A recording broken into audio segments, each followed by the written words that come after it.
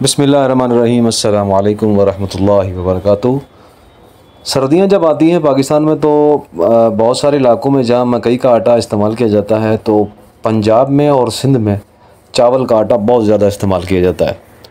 चावल के आटे के लिए आमतौर पर आप किसी भी चक्की पर इस्तेमाल कर सकते हैं, उसे पीस सकते हैं, लेकिन असल पिसाई जिस तरह मकई के आटे की बेहतरीन पिसाई और अच्छे रिज़ल्ट वाली पत्थर वाली चक्की से होती है, चावल की भी इसी तरह पत्थर वाली चक्की से ही बेहतरीन पिसाई होती है।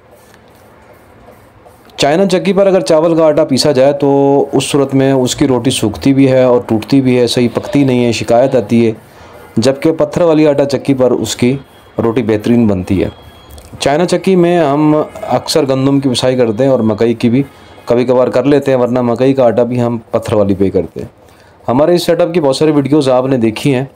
इस वक्त भी इसमें गंदम की पिसाई हो रही है और दूसरी तरफ हमने चावल के आटे की पिसाई के लिए पत्थर वाली आटा चक्की चलाई हुई है। हमारा गंदम का छानना तकरीबन 5 हॉर्स पावर की मोटर पे चल रहा है और पत्थर वाली आटा चक्की भी जो है हमारी, वो भी 5 हॉर्स पावर की मोटर पे चल रही है। वो छोटी चक्की है। पिछले साल भी बहुत सारी वीडियोज़ हमने इससे डाली थी, आज भी हम कुछ वीडियोज़ आपको मज़ीद बताते हैं। और इसकी जो ज़्यादातर बुनियादी मालूमात है वो ये है कि जब भी आप चावल के आटे की पिसाई करें तो सबसे पहले आपने कस्टमर से ये पूछ लेना है कि आपने कौन से तवे पर चावल का आटा या मकई का आटा पकाना है। अगर तो वो पत्थर वाले तवे पर पकाना चाहते हैं तो फिर उस सूरत में आपको आटा बिल्कुल बारीक रखना है, क्योंकि पत्थर वाला जो तवा है उसकी रोटी थोड़ी मोटी भी बनती है और उसकी रोटी में लज़्ज़त भी ज़्यादा होती है और उसकी रोटी का टाइमिंग ज़्यादा, यानी 24 घंटे तक बिल्कुल नरम और मुलायम रहती है। जबकि लोहे वाले तवे की रोटी ताज़ी ताज़ी खाने के काबिल होती है, लेकिन बाद में यानी कि एक टाइम बाद दोपहर तक वो ताज़ी नहीं रहती। अगर सुबह की पकी हो तो दोपहर तक वो उस तरह बरकरार नहीं रहती उसकी ग़िज़ाइयत।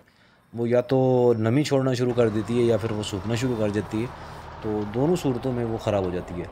लेकिन आम तौर पर क्योंकि शहरों के अंदर अब लोहे वाले तवे का रिवाज हो गया, तो जब शहरों के लिए हिसाब से अगर आपने पकानी है, यानी कि लोहे के तवे के हिसाब से पकानी है, तो चावल का आटा हो या मकई का आटा हो, वो दोनों सूरतों में दानेदार रखें, यानी थोड़ा थोड़ा मोटा होना चाहिए।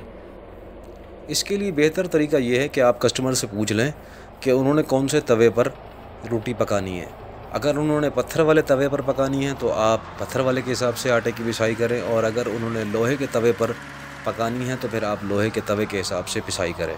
लेकिन बुनियादी फ़र्क आपने जहन में रखना है कि अगर लोहे के तवे के ऊपर पकानी है कस्टमर ने, तो फिर आप उसे थोड़ा सा मोटा रखेंगे, आटे को दानेदार रखेंगे, यानी जब आप हाथ में लें तो थोड़ा थोड़ा खुरदरा महसूस होना चाहिए।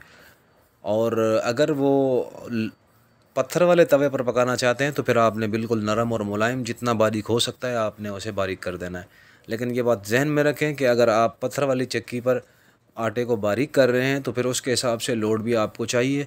अदरवाइज़ अगर आप ज़्यादा बारीक करने के लिए पत्थर को मुकम्मल तौर पर टिका देंगे तो उस सूरत में पत्थर आपस में रगड़ खाता है और रगड़ खाने से जलने की स्मेल आती है।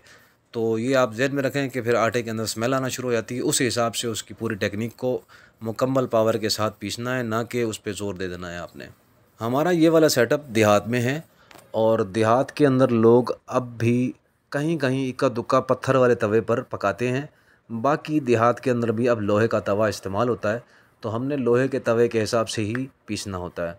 या फिर आप इसको इन दोनों के दरमियान में रख दें, यानी कि ना आटा बारीक हो, ना आपका आटा मोटा हो, ना ज़्यादा दानेदार महसूस हो, ना ज़्यादा बारीक महसूस हो, तो फिर दोनों तवों पर यकसां पकाई हो सकती है।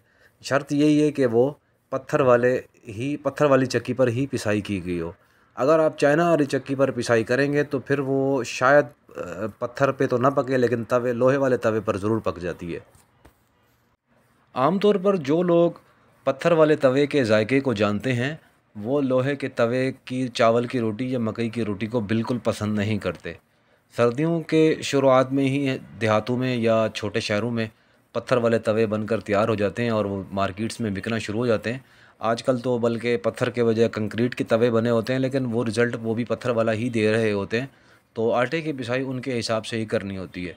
तो बुनियादी चीज़ यही है कि आप कस्टमर से पहले पूछ लें कि आपने कौन से तवे पर पकाई करनी है और उसके हिसाब से फिर आटे की पिसाई करें।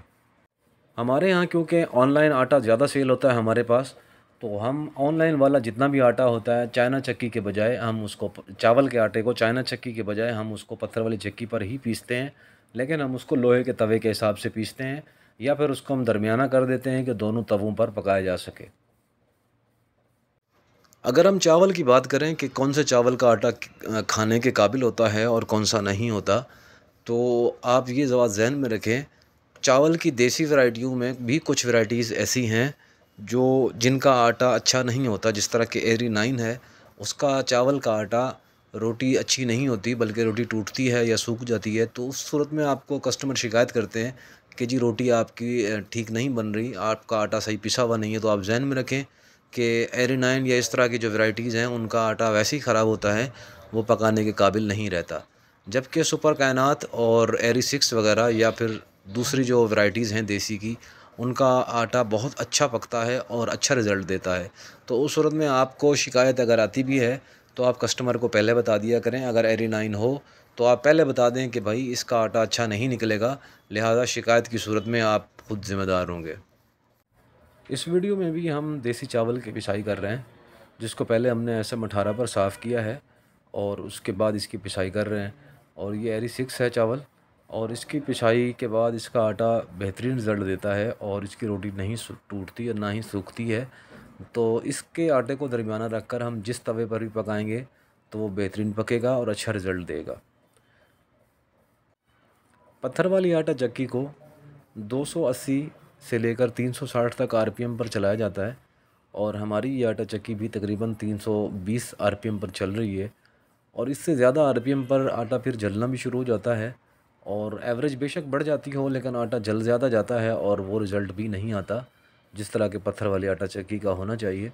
तो आम तौर पर पत्थर वाली आटा चक्की के RPM इतने ही रखने चाहिए, 280 से लेकर 360 तक रखे जा सकते हैं। इससे 10-20 ऊपर किए जा सकते हैं, लेकिन इससे ज़्यादा होंगे तो फिर आटे का रिज़ल्ट भी ठीक नहीं होगा और कस्टमर की शिकायत भी आएगी और आटा की खोट इसमें ज़्यादा हो जाएगी, यानी आटा जल ज़्यादा जाएगा।